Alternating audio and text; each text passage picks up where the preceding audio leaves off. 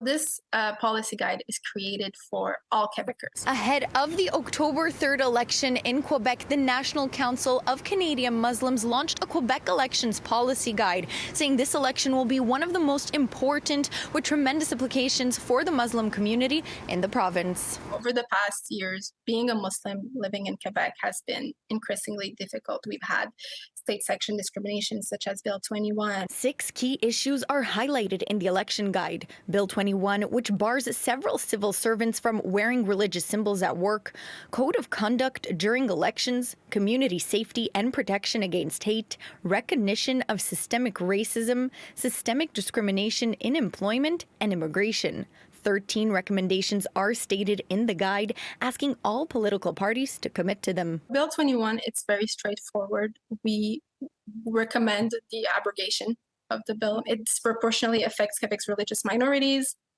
especially visibly Muslim women. Immigration, also one of the key issues. From the get-go, immigration was instrumentalized, and it was even linked to violence and extremism. And, that just showed us essentially how it was never really a question of integration, but rather a question of xenophobia. Earlier in September, incumbent Premier François Legault apologized for comments he made, citing the threat of extremism and violence, as well as the need to preserve Quebec's way of life as reasons to limit the number of immigrants to the province. When questions were asked about which values, I shouldn't have answered that, because some people made a bad link between that and our immigrants. In Quebec, our challenge is really about the language, not about the value. For immigration, we want to make foreign qualification or credential recognition improvement as a central mandate requirement for the Ministry of Higher Education and the Ministry of Immigration, Francization and Integration. The NCCM says the issues represent deeply concerning violations of human rights and threaten the civil liberties and security of all Quebecers. The sense of safety